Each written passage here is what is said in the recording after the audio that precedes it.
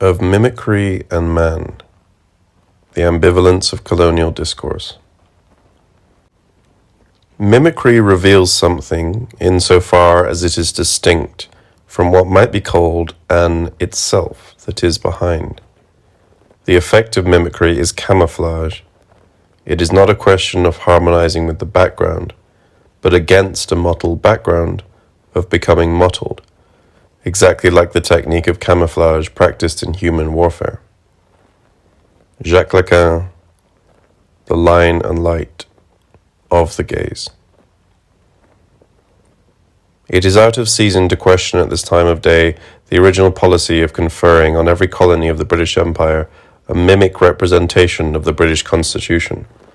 But if the creature so endowed has sometimes forgotten its real insignificance, and under the fancied importance of speakers and maces, and all the paraphernalia and ceremonies of the imperial legislature, has dared to defy the mother country, she has to thank herself for the folly of conferring such privileges on a condition of society that has no earthly claim to so exalted a position.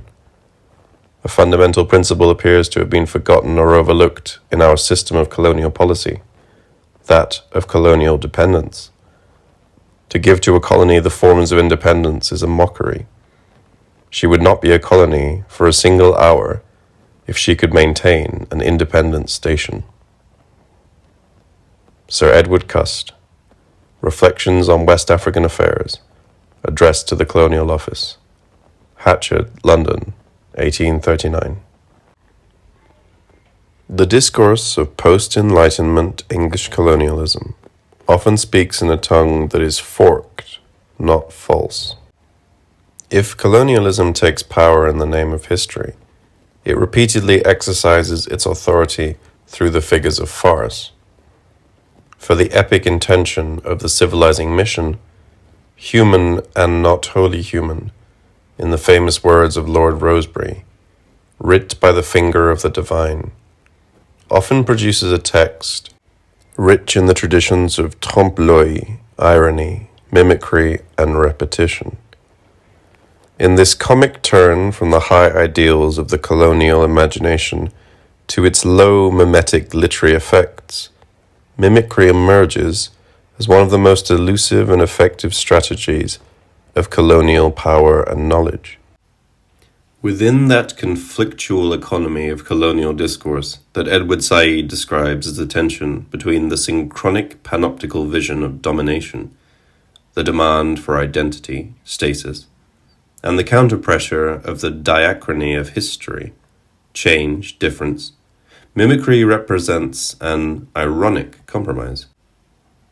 If I may adopt Samuel Weber's formulation of the marginalizing vision of castration, then colonial mimicry is the desire for a reformed, recognizable other, as a subject of a difference that is almost the same, but not quite. Which is to say that the discourse of mimicry is constructed around an ambivalence. In order to be effective, mimicry must continually produce its slippage, its excess, its difference. The authority of that mode of colonial discourse that I have called mimicry is therefore stricken by an indeterminacy. Mimicry emerges as the representation of a difference that is itself a process of disavowal. Mimicry is thus the sign of a double articulation, a complex strategy of reform, regulation, and discipline which appropriates the other as it visualizes power. Mimicry is also the sign of the inappropriate, however, a difference or recalcitrance that coheres the dominant strategic function of colonial power, intensifies surveillance, and poses an imminent threat to both normalized knowledges and disciplinary powers. The effect of mimicry on the authority of colonial discourse is profound and disturbing. For in normalizing the colonial state or subject, the dream of post-Enlightenment civility alienates its own language of liberty and produces another knowledge of its norms. The ambivalence that thus informs this strategy is discernible, for example, in Locke's second treatise, which splits to reveal the limitations of liberty in his double use of the word slave, first simply, descriptively as the locus of a legitimate form of ownership, then as the trope for an intolerable, illegitimate exercise of power. What is articulated in that distance between the two uses is the absolute imagined difference between the colonial state of Carolina and the original state of nature. It is from this area between mimicry and mockery where the reforming, civilizing mission is threatened by the displacing gaze of its disciplinary double that my instances of colonial imitation come. What they all share is a discursive process by which the excess or slippage produced by the ambivalence of mimicry, almost the same, but not quite, does not merely rupture the discourse, but becomes transformed into an uncertainty which fixes the colonial subject as a partial presence. By partial, I mean both incomplete and virtual. It is as if the very emergence of the colonial is dependent for its representation upon some strategic limitation or prohibition within the authoritative discourse itself. The success of colonial appropriation depends on a proliferation of inappropriate objects that ensure its strategic failure, so that mimicry is at once resemblance and menace. A classic text of such partiality is Charles Grant's Observations on the State of Society Among the Asiatic Subjects of Great Britain, 1792, which was only superseded by James Mill's History of India as the most influential early 19th century account of Indian manners and morals. Grant's dream of an evangelical system of mission education conducted uncompromisingly in English was partly a belief in political reform along Christian lines, and partly an awareness that the expansion of company rule in India required a system of interpolation, a reform of manners, as Grant put it, that would provide the colonial with a sense of personal identity as we know it. Caught between the desire for religious reform and the fear that the Indians might become turbulent for liberty, Grant paradoxically implies that it is the partial diffusion of Christianity and the partial influence of moral improvements which will construct a particularly appropriate form of colonial subjectivity. What is suggested is a process of reform through which Christian doctrines might collude with divisive caste practices to prevent dangerous political alliances. Inadvertently, Grant produces a knowledge of Christianity as a form of social control, which conflicts with the enunciatory assumptions that authorize his discourse. In suggesting, finally, that partial reform will produce an empty form of the imitation, my emphasis, of English manners, which will induce them, the colonial subjects, to remain under our protection. Grant mocks his moral project and violates the evidence of Christianity, a central missionary tenet, which forbade any tolerance of heathen faiths. The absurd extravagance of Macaulay's Minute, 1835, deeply influenced by Charles Grant's observations, makes a mockery of Oriental learning until faced with the challenge of conceiving of a reformed colonial subject. Then, the great tradition of European humanism seems capable only of ironizing itself. At the intersection of European learning and colonial power, Macaulay can conceive of nothing other than a class of interpreters between us and the millions whom we govern, a class of persons Indian in blood and color, but English in tastes, in opinions, in morals, and in intellect.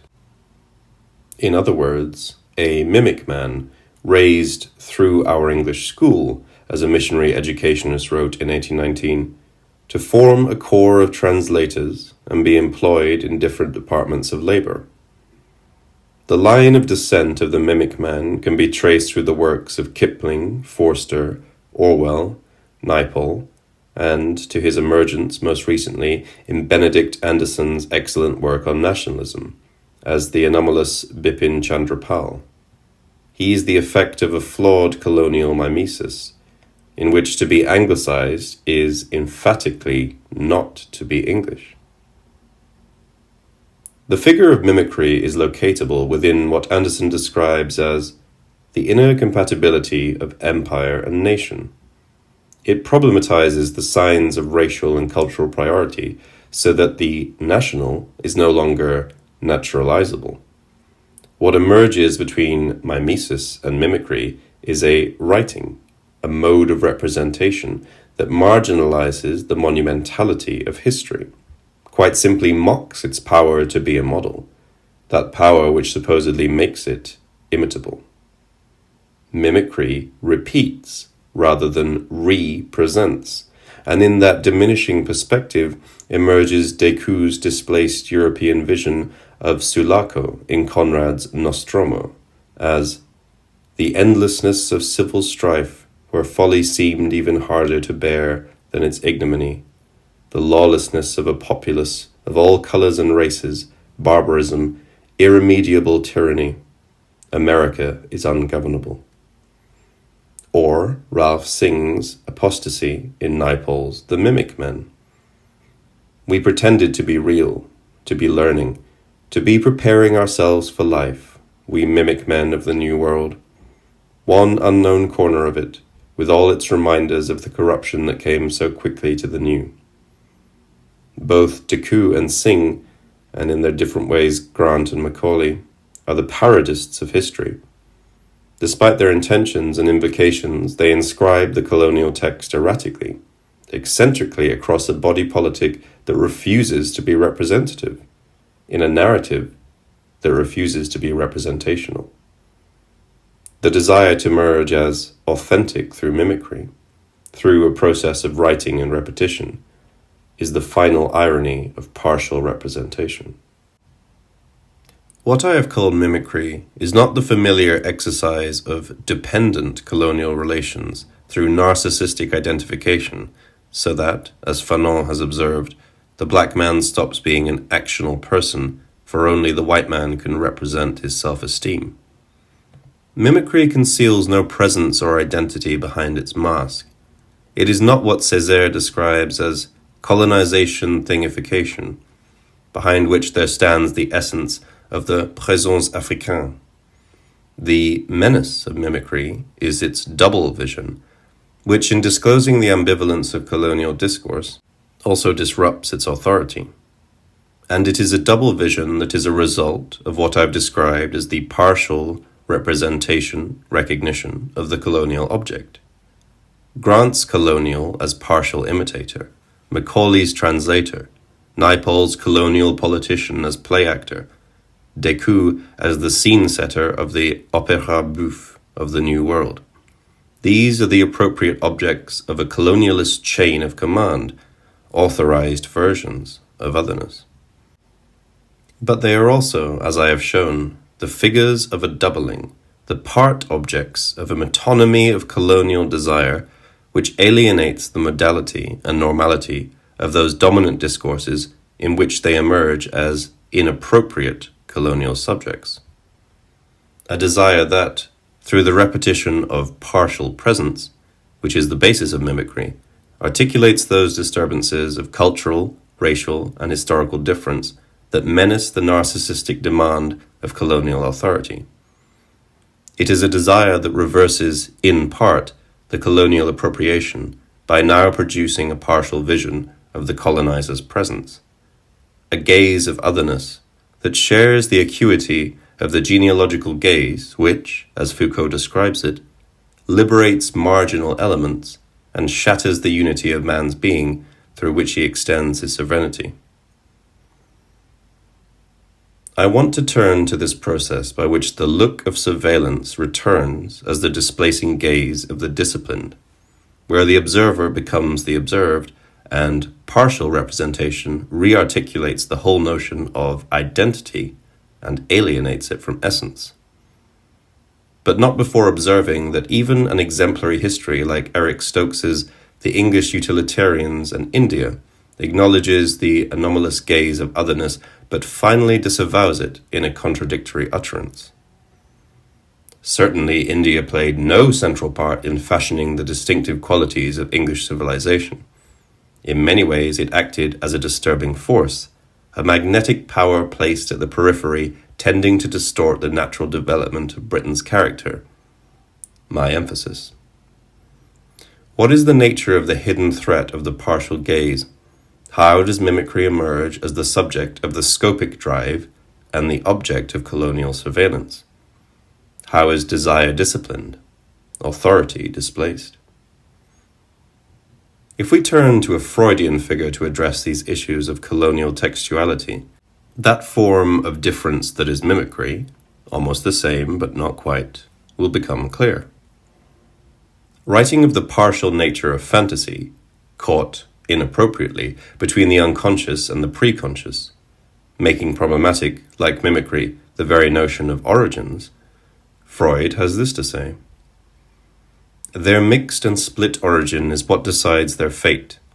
We may compare them with individuals of mixed race who, taken all round, resemble white men, but who betray their colored descent by some striking feature or other, and on that account are excluded from society and enjoy none of the privileges. Almost the same, but not white. The visibility of mimicry is always produced at the site of interdiction. It is a form of colonial discourse that is uttered interdicta, a discourse at the crossroads of what is known and permissible, and that which, though known, must be kept concealed. A discourse uttered between the lines, and as such both against the rules and within them. The question of the representation of difference is therefore always also a problem of authority. The desire of mimicry, which is Freud's striking feature, that reveals so little but makes such a big difference, is not merely that impossibility of the other which repeatedly resists signification. The desire of colonial mimicry, an interdictory desire, may not have an object, but it has strategic objectives, which I shall call the metonymy of presence. Those inappropriate signifiers of colonial discourse, the difference between being English and being anglicized, the identity between stereotypes which, through repetition, also become different, the discriminatory identities constructed across traditional cultural norms and classifications, the simian black, the lying Asiatic. All these are metonymies of presence. They are strategies of desire and discourse that make the anomalous representation of the colonized something other than a process of the return of the repressed, what Fanon unsatisfactorily characterized as collective catharsis. These instances of metonymy are the non-repressive productions of contradictory and multiple belief. They cross the boundaries of the culture of enunciation through a strategic confusion of the metaphoric and metonymic axes of the cultural production of meaning. In mimicry, the representation of identity and meaning is rearticulated along the axis of metonymy. As Lacan reminds us, mimicry is like camouflage, not a harmonization of repression of difference, but a form of resemblance that differs from or defends presence by displaying it in part, metonymically. Its threat, I would add, comes from the prodigious and strategic production of conflictual, fantastic, discriminatory identity effects in the play of a power that is elusive because it hides no essence, no itself. And that form of resemblance is the most terrifying thing to behold, as Edward Long testifies in his History of Jamaica, 1774. At the end of a tortured negrophobic passage that shifts anxiously between piety, prevarication, and perversion, the text finally confronts its fear. Nothing other than the repetition of its resemblance, in part. Negroes are represented by all authors as the vilest of humankind, to which they have little more pretension of resemblance than what arises from their exterior forms. My emphasis. From such a colonial encounter between the white presence and its black semblance, there emerges the question of the ambivalence of mimicry as a problematic of colonial subjection. For if Sade's scandalous theatricalization of language repeatedly reminds us that discourse can claim no priority, then the work of Edward Said will not let us forget that the ethnocentric and erratic will to power from which texts can spring is itself a theatre of war. Mimicry, as the metonymy of presence, is, indeed, such an erratic, eccentric strategy of authority in colonial discourse. Mimicry does not merely destroy narcissistic authority through the repetitious slippage of difference and desire. It is the process of the fixation of the colonial as a form of cross-classificatory, discriminatory knowledge within an interdictory discourse, and therefore necessarily raises the question of the authorization of colonial representations, a question of authority that goes beyond the subject's lack of priority, castration, to a historical crisis in the conceptuality of colonial man as an object of regulatory power, as the subject of racial, cultural, national representation. This culture, fixed in its colonial status, Fanon suggests, is both present and mummified. It testified against its members. It defines them, in fact, without appeal. The ambivalence of mimicry, almost but not quite, suggests that the fetishized colonial culture is potentially and strategically an insurgent counter-appeal. What I have called its identity effects are always crucially split. Under cover of camouflage, mimicry, like the fetish, is a part object that radically revalues the normative knowledges of the priority of race, writing, history. For the fetish mimes the forms of authority at the point at which it deauthorizes them. Similarly, mimicry rearticulates presence in terms of its otherness, that which it disavows. There is a crucial difference between this colonial articulation of man and his doubles, and that which Foucault describes as thinking the unthought, which, for 19th century Europe, is the ending of man's alienation by reconciling him with his essence. The colonial discourse that articulates an interdictory otherness is precisely the other scene of this 19th century European desire for an authentic historical consciousness. The unthought across which colonial man is articulated is that process of classificatory confusion that I have described as the metonymy of the substitutive chain of ethical and cultural discourse. This results in the splitting of colonial discourse, so that two attitudes towards external reality persist. One takes reality into consideration, while the other disavows it and replaces it by a product of desire that repeats, rearticulates reality as mimicry. So Edward Long can say with authority, quoting variously Hume, Eastwick, and Bishop Warburton in his support, that ludicrous as the opinion may seem, I do not think that an orangutan husband would be any dishonor to a Hottentot female. Such contradictory articulations of reality and desire, seen in racist stereotypes, statements, jokes, myths, are not caught in the doubtful circle of the return of the repressed. They are the effects of a disavowal that denies the differences of the other, but produces in its stead forms of authority and multiple belief that alienate the assumptions of civil discourse. If, for a while, the ruse of desire is calculable for the uses of discipline, soon the repetition of guilt, justification, pseudoscientific theories, superstition, spurious authorities, and classifications can be seen as the desperate effort to normalize, formally, the disturbance of a discourse of splitting that violates the rational, enlightened claims of its enunciatory modality. The ambivalence of colonial authority repeatedly turns from mimicry, a difference that is almost nothing but not quite, to menace, a difference that is almost total but not quite. And in that other scene of colonial power, where history turns to farce and presence to a part, can be seen the twin figures of narcissism and paranoia that repeat furiously, uncontrollably. In the ambivalent world of the not quite, not white, on the margins of metropolitan desire, the founding objects of the Western world become the erratic, eccentric, accidental objets trouvés of the colonial discourse, the part objects of presence. It is then that the body and the book lose their part objects of presence. It is then that the body and the book lose their representational authority.